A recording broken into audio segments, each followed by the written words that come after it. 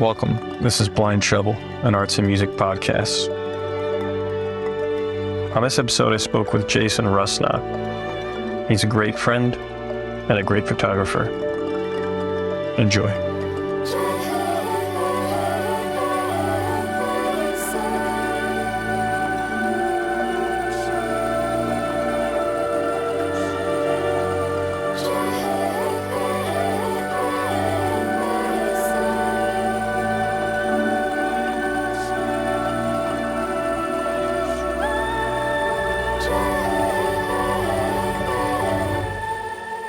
Yo.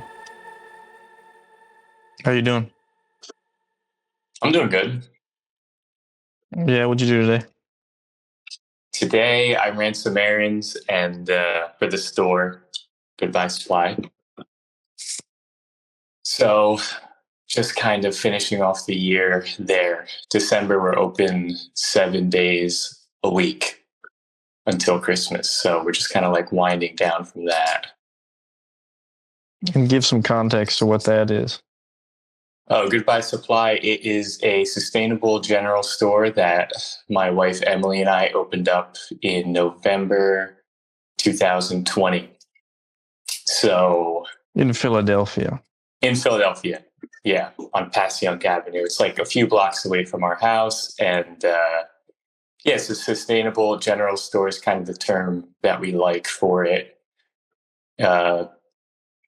Basically has all stuff for like home goods, kitchen, baths, but all focused on helping people reduce their own personal waste, avoiding single-use plastics. It's kind of environmentally friendly minded store. And how does your photography play into all that?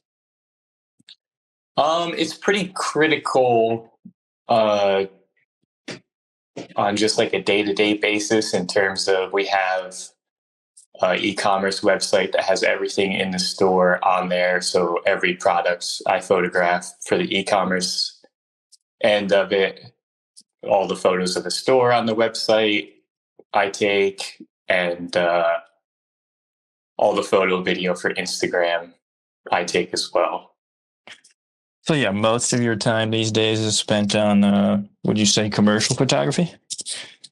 Oh yeah. I mean, pretty much everything I do right now is like devoted to the store. And then there's like people, like friends who I've shot stuff for, either like products or other things that still know I do that. And I kind of squeeze that in when I can.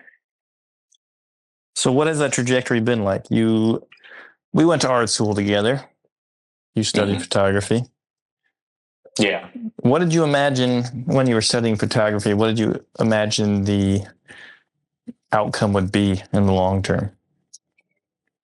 When I was in school, I was just really into, like the fine art aspect of photo, and was probably like just barely understanding what the commercial aspect of photo would be like.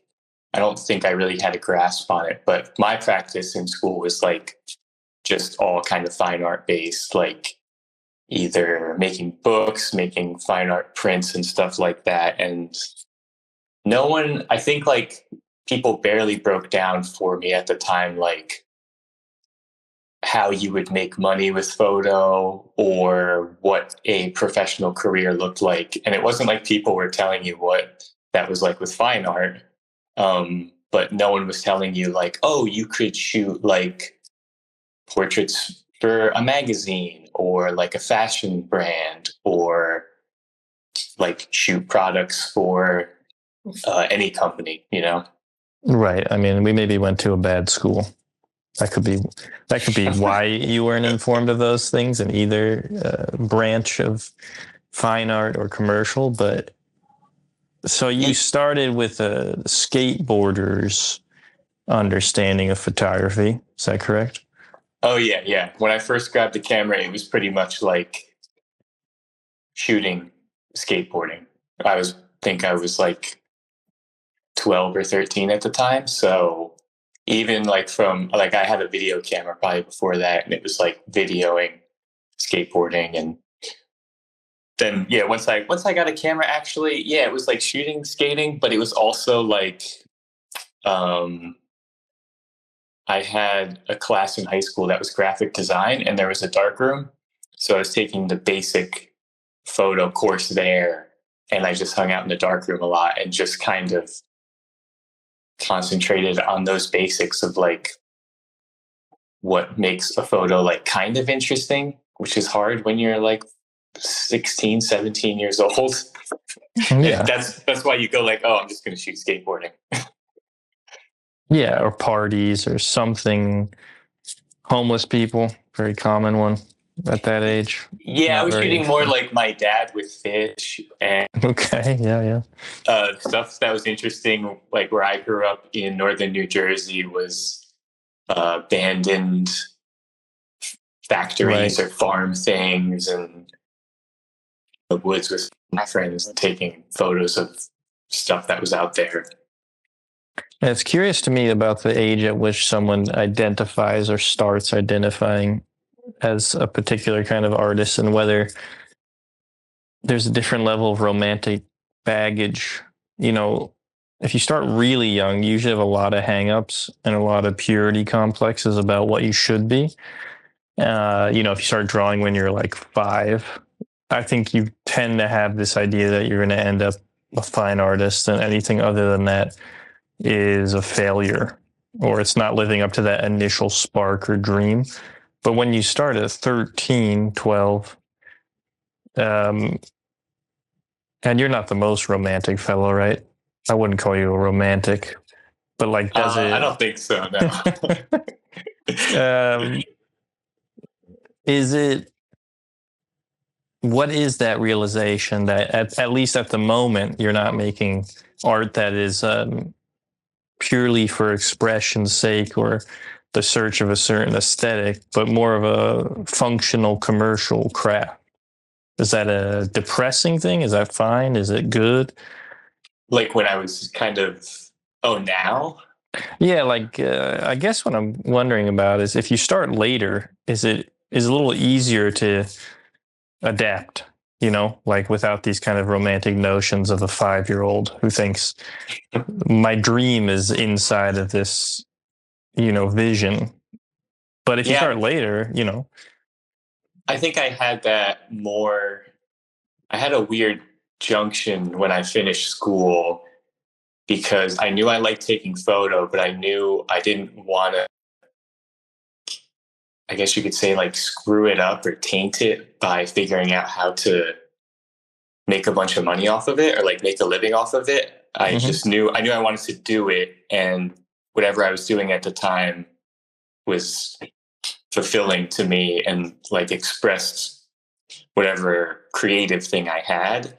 And I was really into, as far as work, art handling, which I think like a lot of kind of people get into. If you're an artist, you're like, well, I can work in a museum. That's kind of cool. You were into it, like you enjoyed it? I did like it, yeah. Hmm. So I kind of figured like, well, I can make my art and then I can kind of work around art and still have sort of like a creative problem solving job. And Right. I don't have to worry about making money off photo. I can still just support that creativity. Mm-hmm. But And those days are gone. There's no more handling of art. no, because I saw like I saw the peak of what that was like, and that whole kind of art handling museum position was like, and I decided that wasn't really my interest. So then, in that kind of career change, I looked at photo and was like, well, I know I like doing this, so I should figure out a way to make money off of it that isn't exactly what I'm doing creatively, but I do have like skills there that I could expand on. Sort of like if you were drawing or sculpting, you'd go, well, I know I like drawing, maybe I can do something outside of that people are looking for, that they need help with, you know? Yeah, I partially have that problem with illustration where it isn't clear. That division isn't very clear. Like, you're kind of, your identity is mixed in with your service to the client.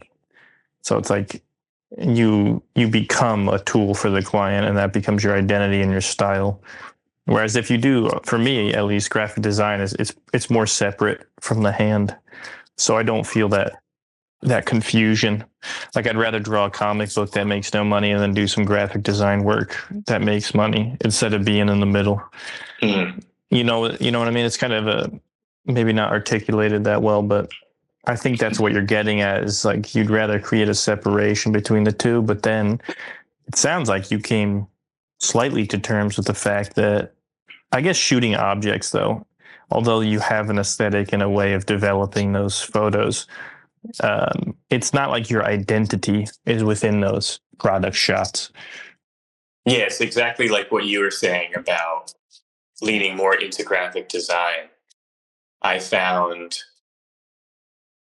kind of saw, like, with product photography, which I kind of got into eventually, it was more so just much more technical, and you just go, all right, I'm still taking photos, and that's kind of part of what I like to do, but it's not really creatively demanding in a certain way, especially like e-commerce photography, which is just like a product on white and, you know, Photoshop post-production on it. There's not a lot of creative input, but you're still using your eye and being perceptive as far as what am I trying to get this thing to look like, as weird as that sounds. For sure. But even then, I had like two websites. One was, and I still do basically, one site is all my creative stuff, and then another portfolio commercial stuff. And I could never get the two to blend together because it's just like so incongruent. But for a reason. For a reason, like you're saying, you don't want those two to blend because, I don't know, you see that's what a lot of people end up doing. And it seems really weird to me when I considered working in like fashion or something. Well, it doesn't fit you. I like fashion photography. Like, there's some of my favorite photographers concentrate in that. And you go like, man, it's so weird that energy is going to Nike or something, you know? Yeah. Well, you have an inconvenient personality in a sense, and identity. So some people, and to explain that, Jason does not drink. He's not a partier. Never has been. I like to hang out, though. He loves to hang, but he is a straight white dude. And it seems to me that, at least in respect to photography and having a fine art career, that's just a really, you got a lot working against you there in terms of people being interested in the content and nature of your photos. But you are mostly a formalist, I believe, in the sense that your focus is on composition and color and the fundamentals. And again, in the world we live in, especially the fashionable world of photography, this is just a hard sell. So it's really difficult when your natural disposition and personality doesn't have a commodifiable nature to it. And there's some people where those things align really easily, you know? Maybe they love fashion, maybe their personality fits that world, and that's also how they express themselves. And so those things are unified and they're commodified. That always shook me and shocked me. It's kind of like being a jock in high school. Some people are cut out to be at the peak and the top in high school, and everything aligns, puberty, etc.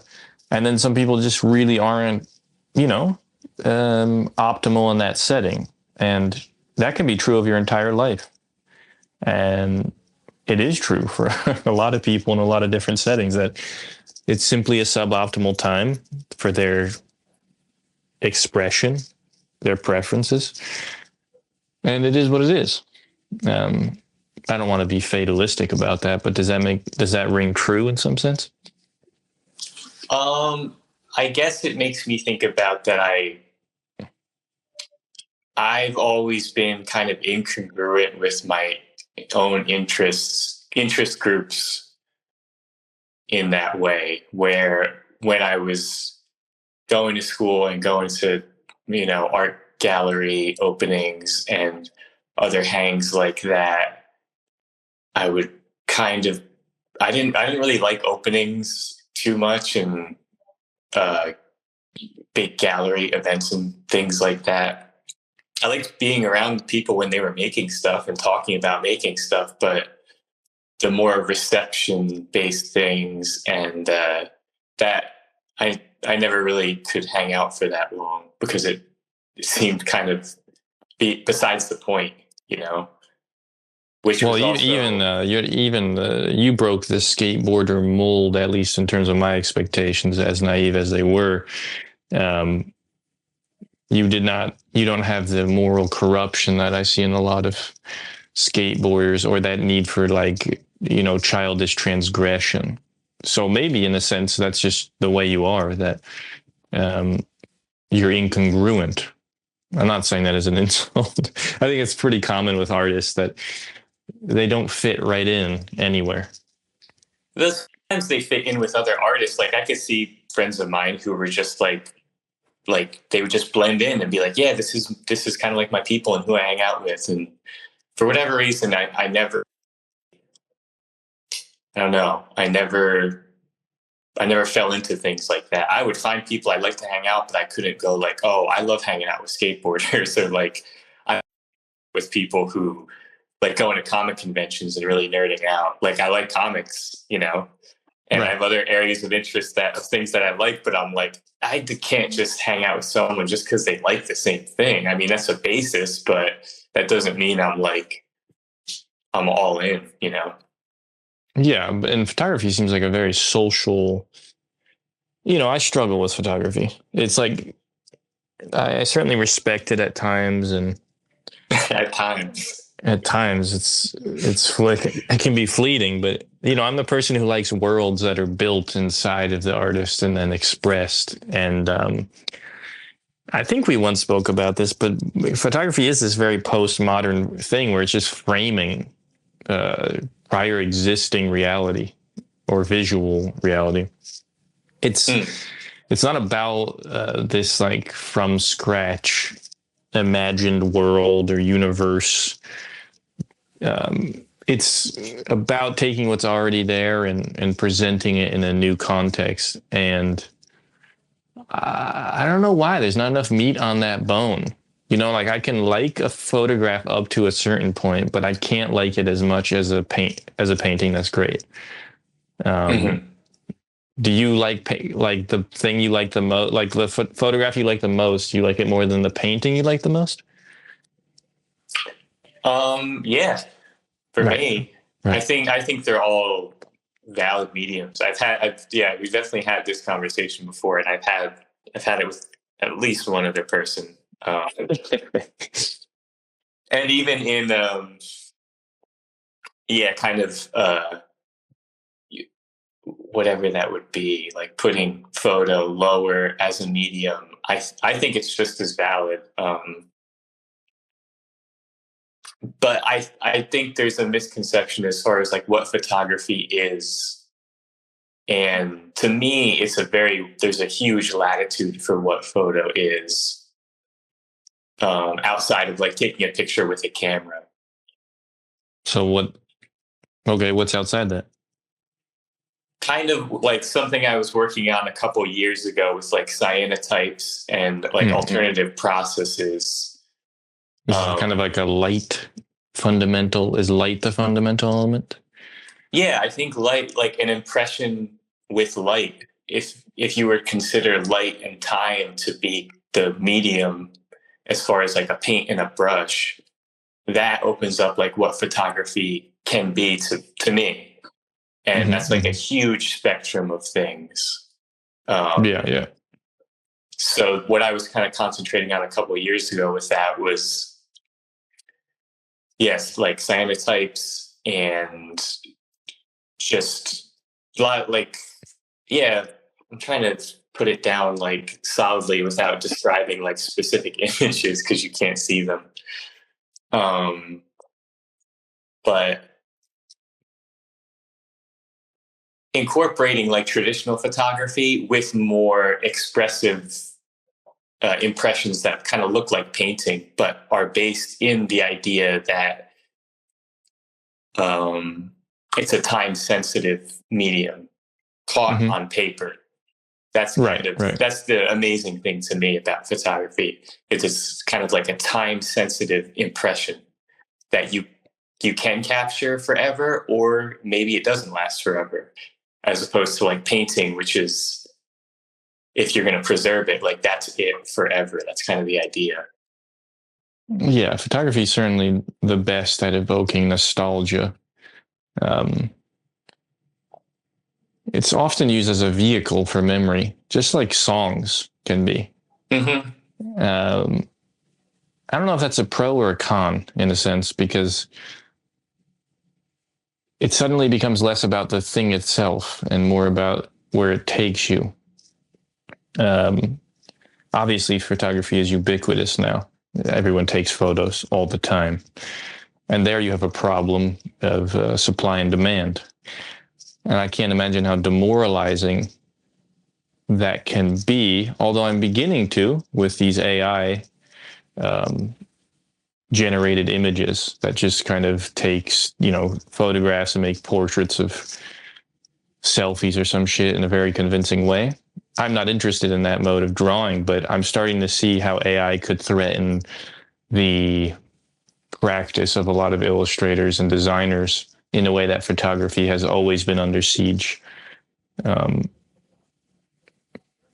I hope the result is that it pushes people to be more human and creative and operate outside of the tool. But I don't know. I have no idea what that's going to bring. It might just demoralize the human spirit and just thrust them into a kind of a couch for entertainment's sake and just let the AI do its thing. Yeah, I don't see how it could be interesting to suggest a computer do something and like you can't, like, anticipating that result. The only few images I've seen, there, when you like feed it images, it always brings you something back different, which is interesting because the computer is very binary, but it kind of is always like reassessing what you're putting in front of it in a different way. Yeah, it's iterating. Which is the opposite of if I were to tell someone to sit down and draw something or make a visual representation of what's in front of them. It would more or less be the same every time. Yeah. Yeah, I don't know what'll become of all that. But yeah, do you feel, it's an issue of identity. I often ask artists when they were little or at what age they started to identify, and then where they thought they would be and what those expectations do and where they think they're going with that medium. Do you, in an ideal world, you have infinite money. Are you just making cyanotypes? Are you just shooting fine art photography? Or are you shooting, more practical things, products, portraits, etc.? No, yeah, I would probably lean more into just more creative things. Mm-hmm. Like, I've been so focused on the store that my wife and I have now that I don't have a lot of time to look into more creative things I'm trying to do. I'm just kind of like more taking notes about something I want to see. And I got into the idea of making these kites that I started flying in the summer. So they're based off of Korean fighter kites, because I just saw so many people flying kites out on the beach. And like a cool, relaxing thing to do. So I was looking up different designs, and the Korean fighter kites are basically just rectangles with like a circle in the middle. And it's a really cool blank canvas to start from. And I was working in cyanotypes and thought, oh, you could just do that on there. So I kind of got into that, and I've kind of sketched with a lot of ideas that I want to do with that. So that's sort of the little free time I had, like laying on the beach. My mind goes more towards like creating something rather than figuring out a new way to make money off of a skill I have, you know? Yeah. But do you care? You know, there's a fuel derived from social acceptance and respect, and it's not some small petty thing, you know, in the way of like getting likes on a Instagram post or something, but it's more about pinging back reality and knowing, oh, I'm making art that I myself enjoy or respect, and the people I respect do as well, and that's giving me the motivation to continue. I recall in a certain moment, I think you had some concern about putting out the books, the solar power books, where it's just like that. And this happens a lot, where you're kind of making something, it takes a lot of effort, but you don't feel that it's being seen to the degree that you would wish. And it becomes, I don't know, hard to continue. And getting back into that, especially as an older person, where your, you know, window for sexiness to the fine art world is closed. I don't know. It's does that bother you? Like, do you imagine, or do you feel that you could self-sustain? You know, yeah, I think I went the arc that I kind of went from was in school. I was more or less just making stuff for myself. And then I started making more books and trying to do other things that I thought would be outward reaching and get different people's attention to how I wanted to, like making photographs that I wanted to make and shooting things how I wanted, but incorporating different themes and subject matters that other people could maybe see and be like, oh, that's a cool portrait or a cool photo of this or that. And I was trying to put the feeler out in different areas to see what interest would come back. And like, while there was some, I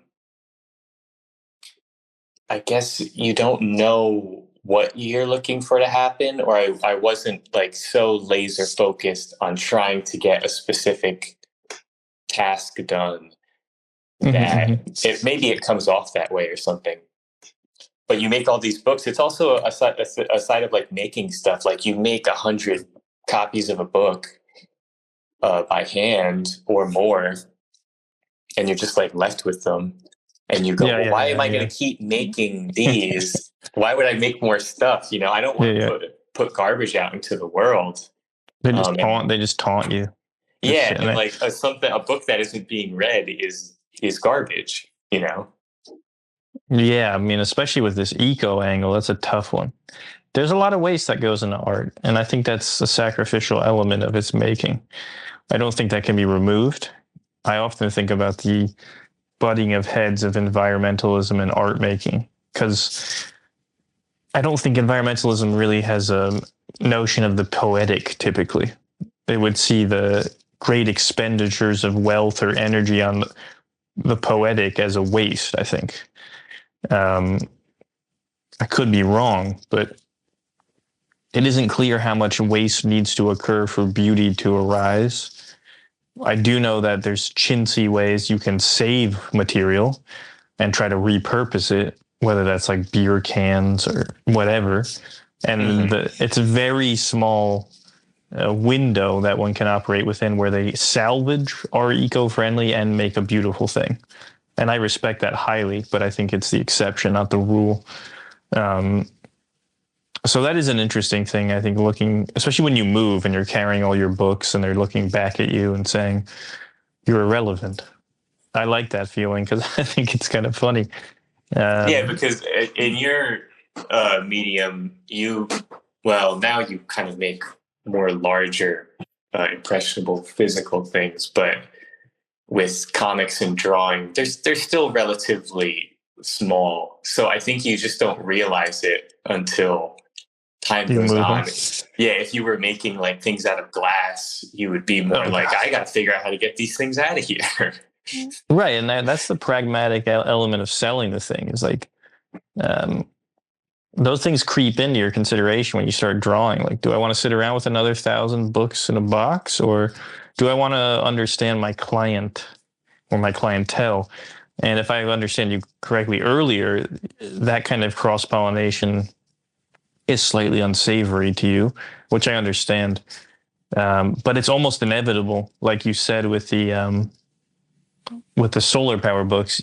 You were kind of obliquely putting out feelers, maybe not overtly. And so it seems to me that maybe taking that head on and being like, and trying to create the fusion of all those considerations is the ultimate art, but it's very difficult. No, it's not like, I can't say it's the ultimate art because you're not doing it for art's sake. Right. Like, you are. Like, everyone knows they're not. Like, and it comes across that way, and it's not bad because everyone has to make a living, but, I got you. I can see like other photographers like taking a portrait of X celebrity and they're probably like another day at the office. Yeah. Totally. But yeah, it's convenient what I just said. Ultimately, because if we can isolate variables and say in a vacuum where you have infinite money, what would you make all day? And if the answer is different than that, I get that. I guess it's just like a little more socially considerate in a sense.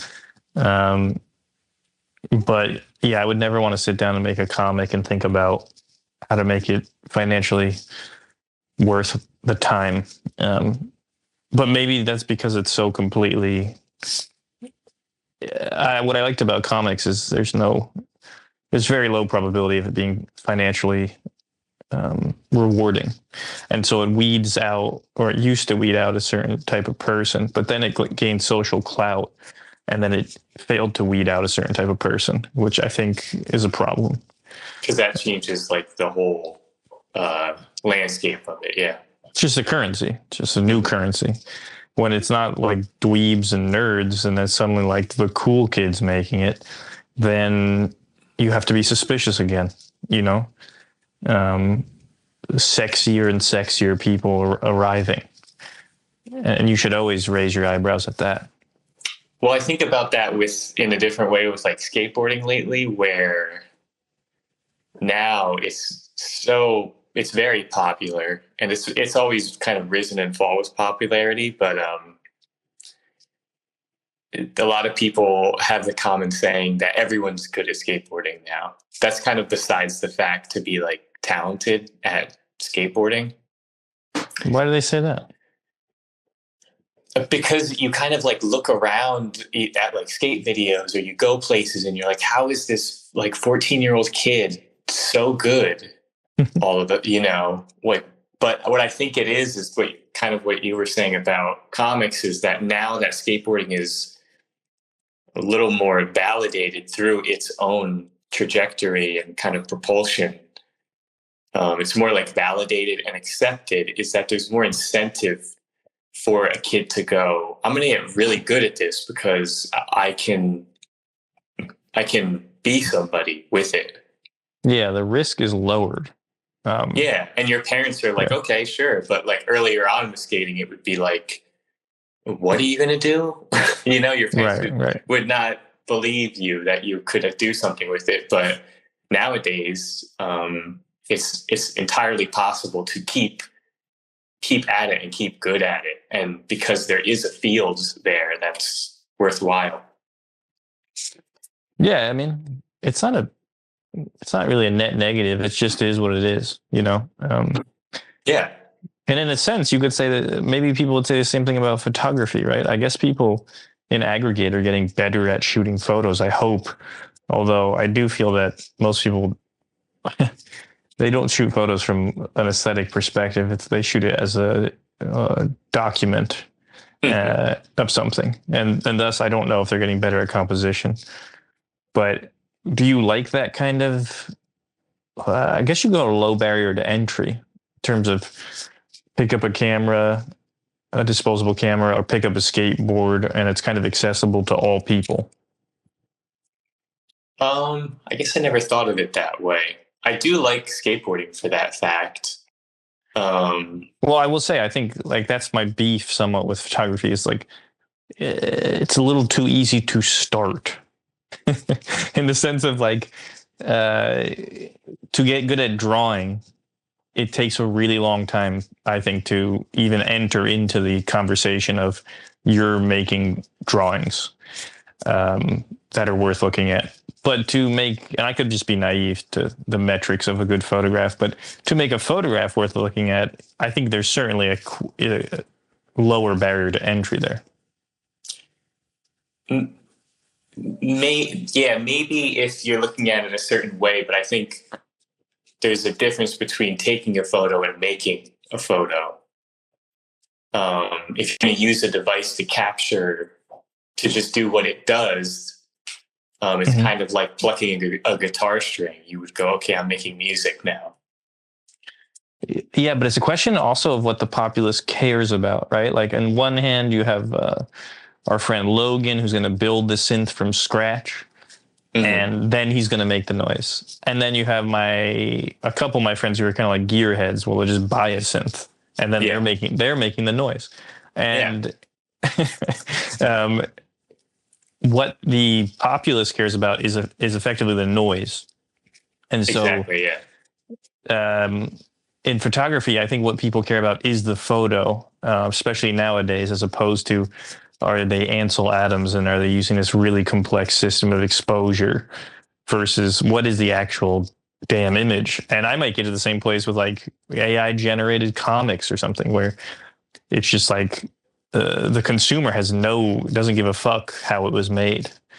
But I want you to, refute the idea that there's not a lower barrier to entry, because in some sense that would be my compliment to photography as well, that it's a little more warm in terms of reception. Someone can kind of step into it a little more comfortably. I guess I can't think of it from too different of a perspective, because I know I want to make photos a certain way. And like you're saying, the people don't care how something is made. I think that did become a problem for me, because I really cared about how I was making it. And that ultimately influenced what the image was. Yeah. You know, that was kind of the first basis, was sort of, if I thought of something I wanted to see, I would go, okay, well, how can I make that happen? How can I actually physically make a physical photograph out of me? In the darkroom. In the darkroom, yeah. Right. Because that's primarily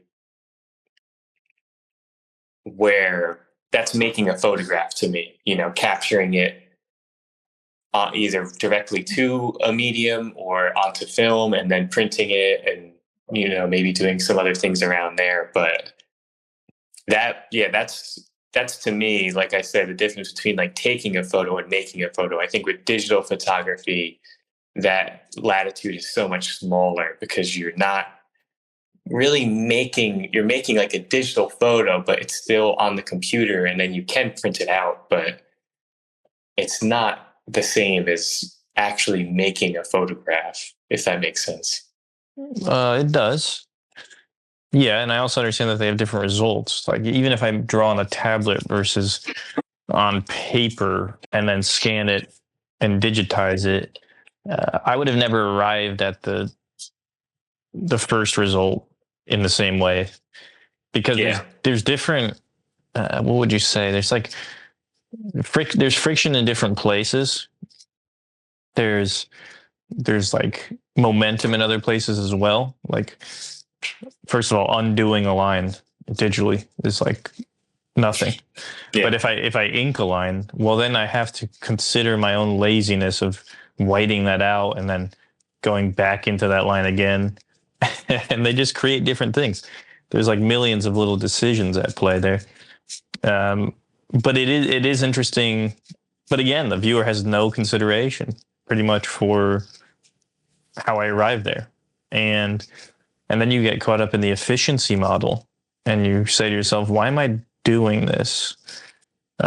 Is the process satisfying enough in and of itself to continue the inefficiency?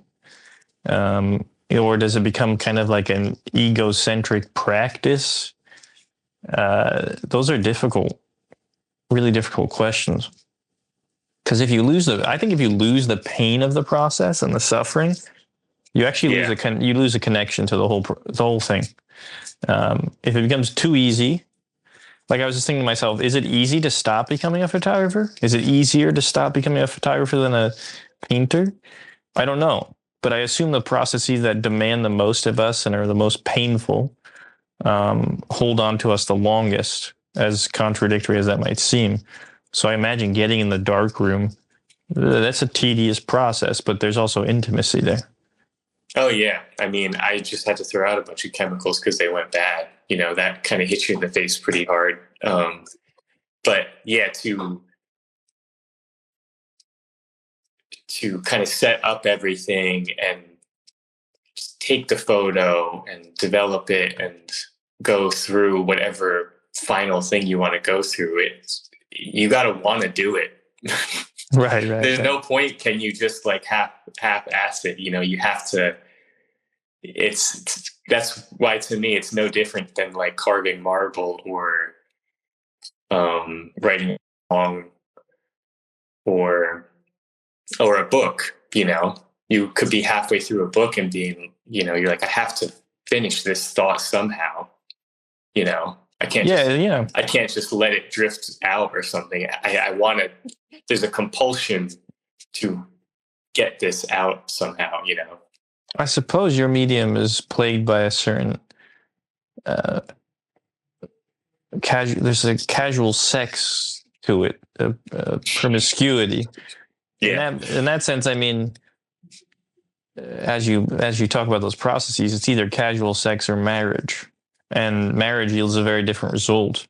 And with that comes a lot of forethought and preparation and seriousness and conflict and time. But a lot of photography is just very flippantly shot, I assume. I'm talking now of people just using their phones and uploading it to Instagram. But at the same time, if we're honest, you use portrait mode or something, you use this or that. And even from an artist's perspective, I say, well, damn, that looks pretty nice. The iPhone 13 or whatever that just shot that. And I'm not going to deny that, you know, like, or are people going to have jobs shooting kids for Christmas cards? Because the iPhone 13 portrait mode seems just as sufficient as that. Not that that's a great job, but like, to me, that's an example where that might just be, you know, pretty much cut out that whole occupation. Oh yeah, it could. Yeah. And I don't know what that means. You know, it's like photography is so fascinating to me because it also destroyed portrait painting, essentially. You know, it also changed the history of painting in and of itself because the demand for realism, the photorealism in painting, just kind of went away. Now people that can draw just two characters.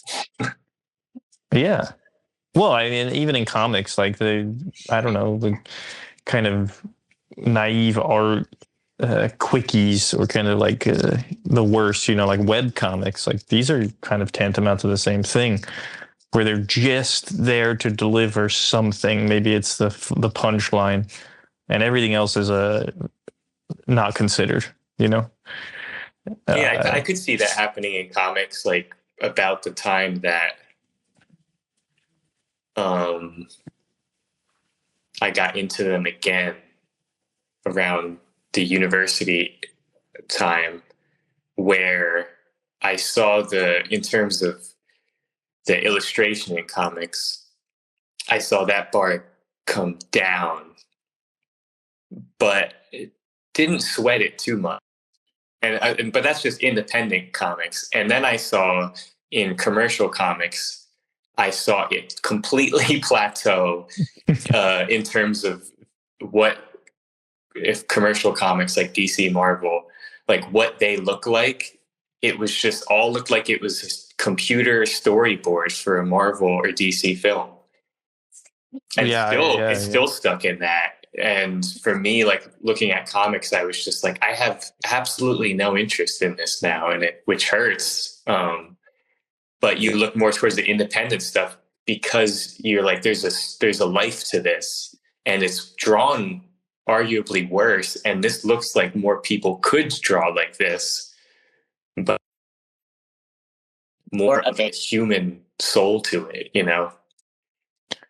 Yeah, no, I definitely agree with that Marvel DC thing. And I'm trying to pinpoint what, as we talk about it, photography it's almost more like a technology than an art medium.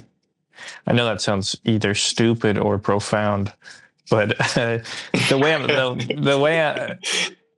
I'm thinking about it, like the way that it forced painting to change dramatically, it's not like a normal medium. I know film, like I make drawings and I often sit around going like, I know most people don't care about drawings. They just don't. I'm competing with virtual reality and film and whatever, like I'm in an obsolete medium pretty much. Photography confuses me because you would think film in some ways would render it obsolete because it's static, the photograph. But with social media, it's so important. I'm just baffled right now at the enormous nature of photography as I think about it. There's clearly something very different about it than sculpture, whatever, glass blowing, or glass ceramics. Like to even consider them in the same vein, it seems very wrong. Yeah, it seems more part of life itself, and like that's maybe why I would question: like, is it easier to stop? Right? Like, can you imagine? Because I ask myself this about drawing sometimes. Like, what would I do if I just stopped? And how hard would it be to stop? And what if I found something I really liked outside of it? Or is it just part of the fabric of what you do? Yeah, I never thought of that as far as stopping doing it. I'm just trying to figure out ways to do it more. Yeah. How to squeeze it in more amongst so much other like responsibilities right now. But if I think about stopping doing it, like would I choose a different medium? Maybe. I would probably get into some other sort of medium that fulfills something there. Like film?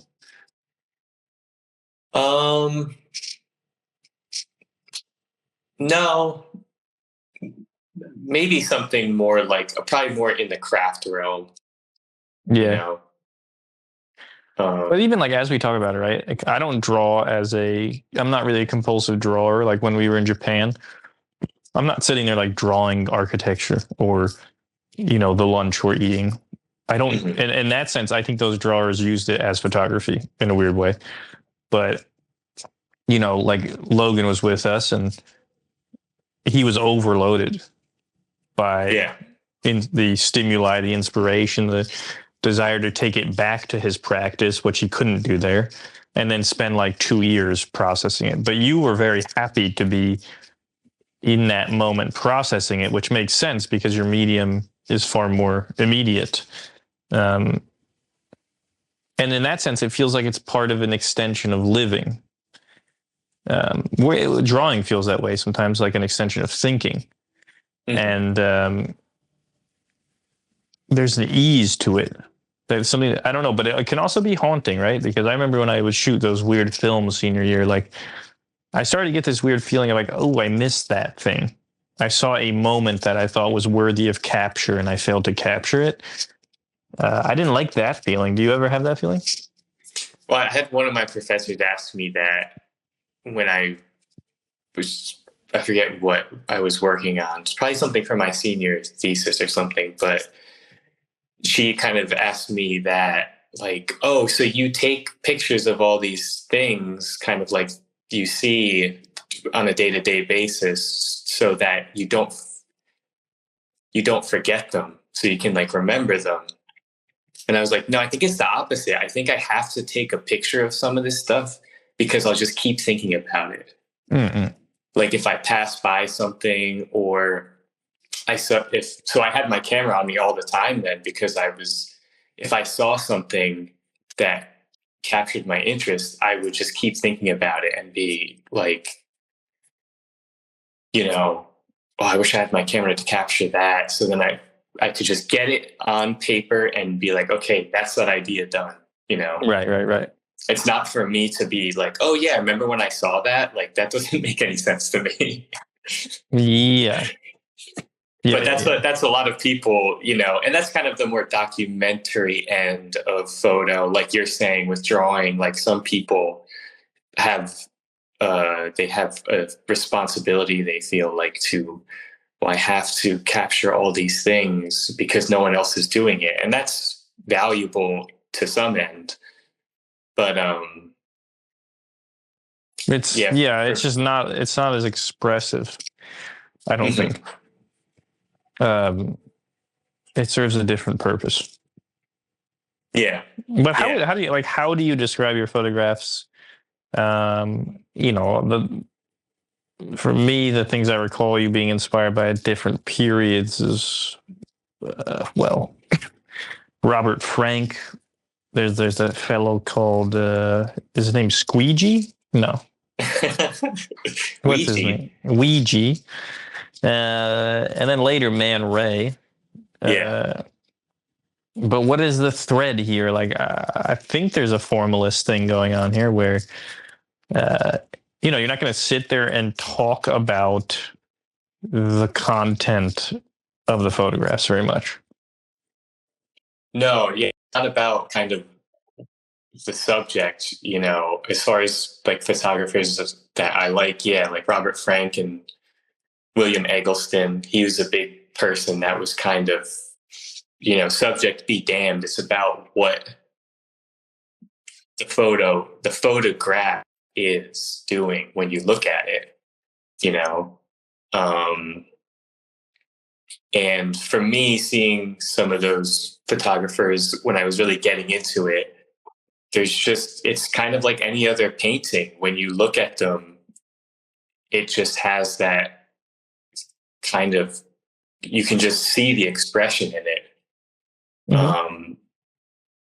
And that's something that, like, one of my friends told me.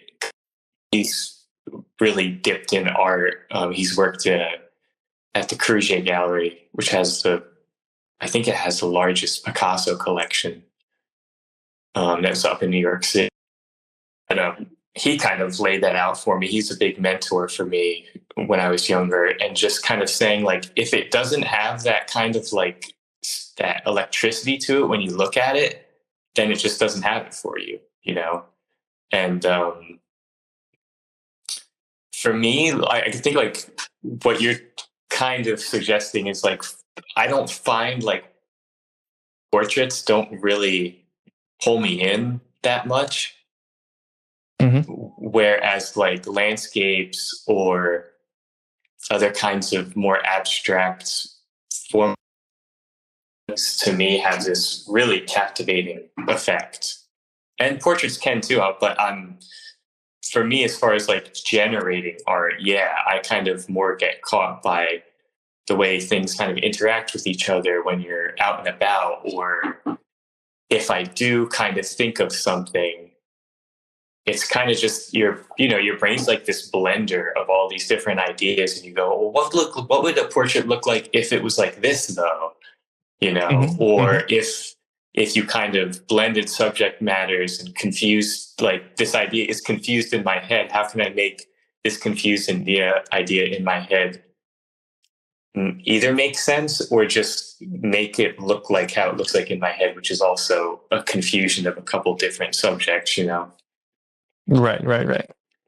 Well, yeah, I don't think there's an emotional component to the work per se, typically. Not that you're starting from an emotional place or trying to capture an emotional world. It's not how I see it. I see it as there's a quality of divine happenstance where there's just this relationship of the fundamental components of what visual art is. Now, when you strip things down to that level, in some ways, unfortunately, despite sounding like the opposite, you would think that it would be more understandable because it's actually not asking you to understand something. It's not saying anything, actually. It's visually representing the fundamentals of what is an attractive photograph. It's like a golden ratio. Yeah. But when I used, in fact, selling one of your paintings at the gallery, it became a little sad to me when the one that sold, my friend bought it. It was a very compelling image for a lot of reasons. But the reason he said he bought it is because it reminded him of a cave he once went into in Hawaii. And I said, God damn. All that just to get there, you know?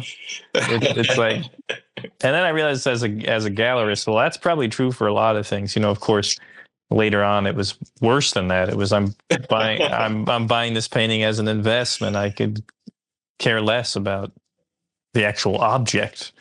There's a funny sacrifice there. You know, it's not bad that that's why my friend bought it, but as an artist, you can get cynical and start thinking about that too much, and you say, why am I just not taking pictures of like sexy models or something that so obviously is attractive to every person who sees it? Then you lose the personal, the intimacy of just that thing that struck you in that moment. Yeah, it's not what inspires me. Like some other subjects just I don't feel like I need to render it into a photograph or anything. Yeah, of course.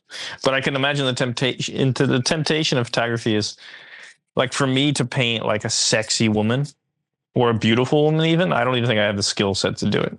To me, to even draw it. I'm just like not good at drawing beautiful things. Need to work on it. But in photography, the temptation's always there. You know, there's always that. It just seems like a little easier to take that leap. And I don't know if this sounds true. To me, it sounds true, but it feels like to me there's probably. Let me put it this way. I think there's a lot of people who aren't artists who make conceptual art. In fact, I think there's a lot of people who hate art who make conceptual art. And I imagine there's a lot of people who aren't artists who make photographs. And I don't know what I'm getting at, but I feel like even in art school, it's kind of like graphic designers, where, again, because it's a technology, it's a tool, like people's parents could be like, here, you might make money doing this, so you should do it. And it creates a weird environment, I think. I don't know what your experience of art school and the kids in photography department were, but what I'm trying to pinpoint is like how like graphic design or photography, they're different. There's something different about them, like than the sculpture department or something. Maybe you can help me. Maybe that didn't make sense, but I don't know. I feel like there's like even I can't remember that run of like just like New York druggies who took photographs of themselves like partying and shit. I imagine that's so frustrating to see that kind of work blow up. Because there's no real, I don't know what the comparable thing would be in like comics or something. Yeah, I think there is for other mediums. Like I didn't really like kind of that era of photography you were describing. Yeah. Or even like, I don't want to Go ahead. Go bad ahead. mouth specific people. Something like Nan Golden, who's Right. revered. To me, that's not inspirational or like.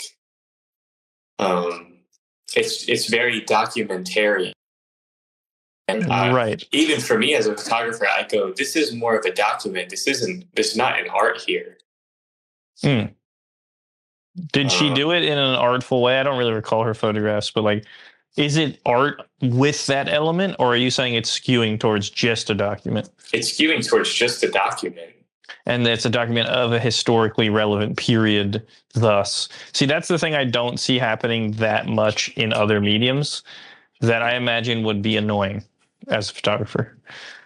Because especially if you're not like I said earlier, you're not like partying, you're not like in a scene that's cool, you're not in New York, or you're not like in the in crowd, then I feel like there's a certain type of notoriety you're just never going to get. Unless you decide to be. I mean, I don't even know if you can choose to be in those things, right? They just kind of happen. So it seems like a unique aspect of photography where life intrudes on it a lot more, if that makes sense. The historical quality of life. I guess you just see it as being the next thing, because there's even some like painters or other artists in that time period or in other time periods that even like if you think of jazz music, that their life is also very synonymous with what they're doing, and it's coming across the medium. You know, it's true. You know, if you know, that's the thing. Like, if you know, and for us, we're kind of knowing, but for the general populace, like they might not know that the photo of the naked dude in the mess of phone books, like that's the guy who did it. You know, he did the other thing. Right. Well, who's the guy you mentioned earlier? Ouija? Yeah. He was like Ouija's a forensics photographer. Right. So, like, he skews into what we're talking about, right? But you like the way he shoots the photographs. He's way more like documentarian, but still having like a bit more of a creative edge to it, you know. But it's still way more like documentarian. Yeah. And Robert Frank's kind of like on that edge too, as far as like just taking a photo of something but still compositionally in a way that's, I think it's with photo, it's like compositionally in a way that's not obvious. Mm-hmm. That's what makes the difference. If you are looking at a scene or you saw something and you go, well, I saw this, but my impression of it or what I want to try and communicate is this specific aspect of it, or something that's like a bit more askew that only I think I am seeing right now. You know, you like that? Yeah. Well, I see that in the photographs. I think you can see the opposite in these kind of. I don't like photographs that are like three shapes. You know what I mean? Mm-hmm. Or two. And they're just like telling me this is a good composition. Yeah. You know what I'm saying? It's That's kind of like what William Eggleston has said, is that he's like at war with the obvious. Which is really powerful. Well, that's such a funny, that's, I guess, a challenge in photography, right? Like, whereas certain mediums you're working towards clarity, it seems like you have to actively work away from clarity.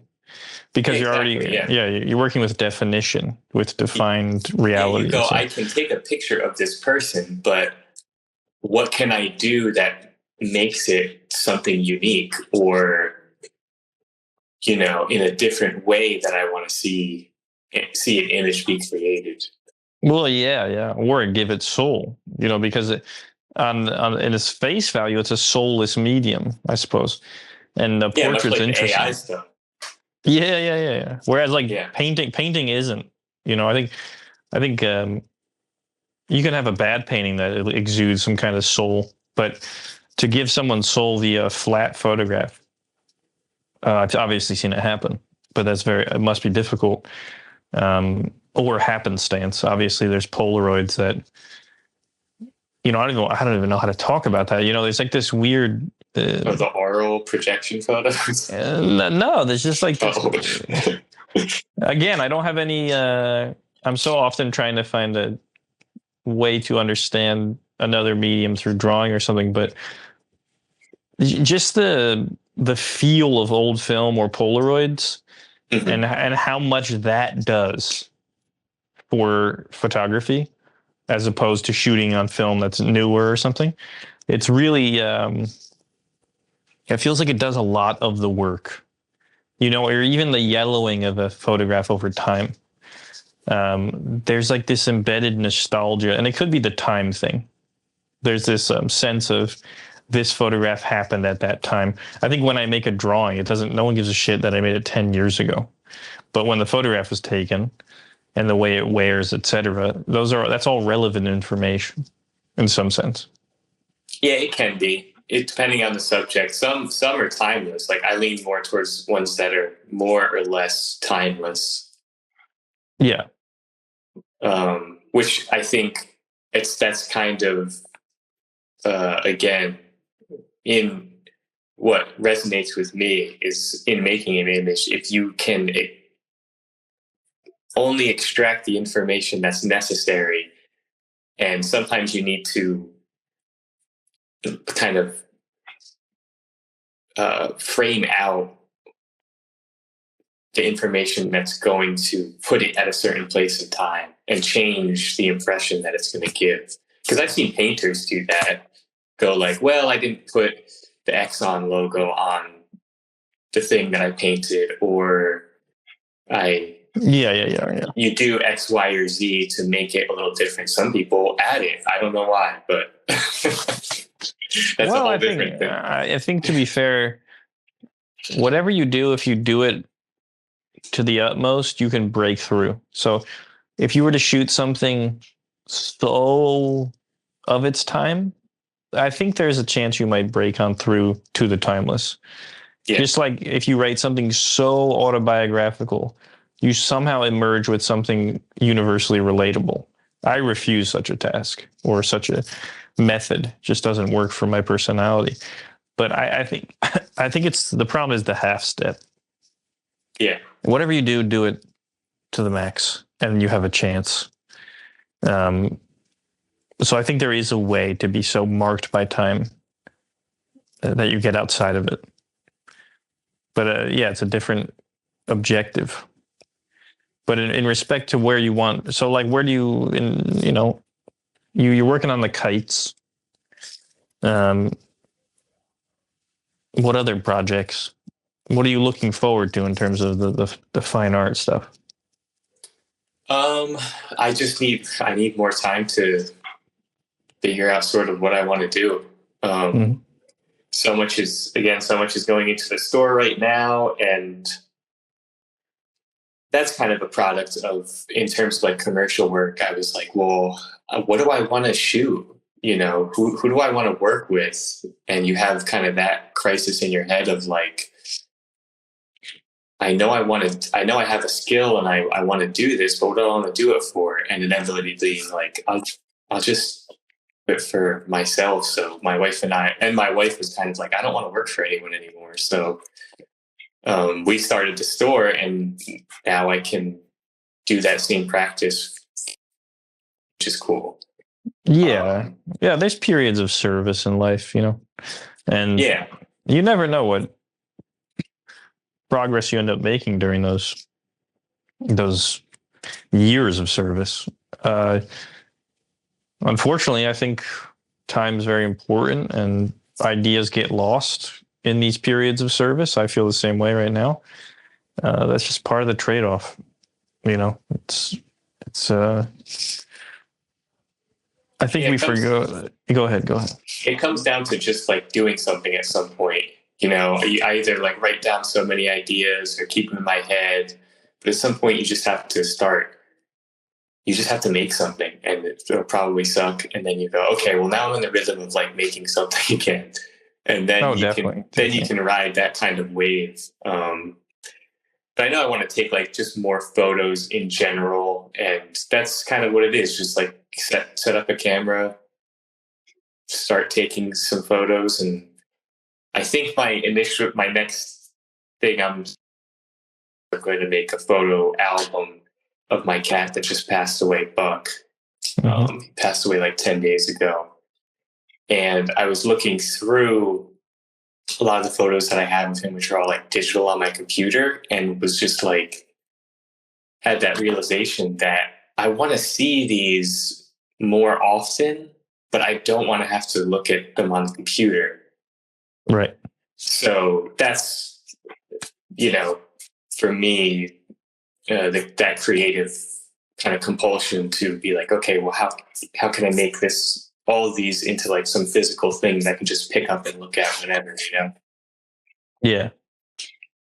Well, that's a more of an emotional project. Yeah, it is. Yeah, and I think that's just something for me, and but I still want to make it good. Everything that I try and do, I want to make it make sense in terms of its construction. Of course. Yeah, of course. Well, are you looking at any photographers right now? Yeah. I just got a photo book of, I always forget his name. I got it not too long ago, and I couldn't find it for a while. I'm trying to find it. Jack Davison. Mm-hmm. I've been keeping up with his photos for a while, but he's a really great photographer, and even in his commercial work, he manages to kind of instill it with a very unique take, which is cool to see, because you go like, well, at least there's someone out there who's like allowed to do what they want to do. Well, but did he build his fine art career first? I don't think so. I mean, I don't know that much about him, but like he just kind of had this photo book come out a couple of years ago that I got, and I had seen his photos in like New York Times or something like that, like the Times magazine. I mean, that's impressive. I find that to build that identity via the process of client work is really, really difficult. Yeah. It's much easier to build your career, like, whatever, as a comic artist, have that identity, and then start getting hired for illustration and bring that into the fold. But to build it while working with clients, that's really an incredible skill. Yeah, very interesting work. Yeah, to the degree that like I have this photo book and I like it, but I'm like, I want more of the stuff I saw in the magazine. That's interesting. So I don't know how to compile those, but I'm like, how do I get that stuff? Black and white has this appeal. Person I can think of. Yeah, black and white has this. No one would shoot black and white on a, phone. I don't know. There's something very timeless and psychological about black and white. Oh yeah. But he has some very beautiful black and white photos. Yeah. I'm checking them out right now. Yeah, it's a newer one I can think of. And then I was just looking at, recent photo books I have. I got a skate photo book recently. Grant Britton, he's like an 80s skate photographer, which that's kind of more document for sure, but it's like the nerd side of me. Do you still shoot skateboarding stuff? No. Short stint growing up with that, and then it's just too much stuff to carry around to really get into it. Do you still skate? Yeah. How are those knees? Knees are good. Ankles are bad. One ankle's bad. Gotta be something. But I totally recouped it, so it's nice. Yeah. You got a joke for me? I like to end on a joke. Joke? This always stumps people. I thought of something. It's not really a joke though, because I saw a guy. That's all right. That's all right. I still think it's funny. I saw a guy. He had his car. It was parked in the street, and he was underneath it. Like he was looking under the car in between the wheel wells. And I wanted to say to him, "You go in through the doors on the side. You don't. It's not underneath. It's much simpler than you think it is." But you did. But I did not say that. And my wife Emily said that. I probably would have gotten a nasty comeback if I said that. Oh yeah, on your street. Around the corner from the store. Well, I'll take that as a funny thought of the day. Yeah, I don't think I have as a snippet. It's a bit of a photograph. Yeah. I'll take it. All right. Have a good night, and I'll see you soon. Yeah, thank you. Peace. That was a fun one. Music by Dori Bavarsky and Mingja Chen. Next up, we have Jonathan Levine.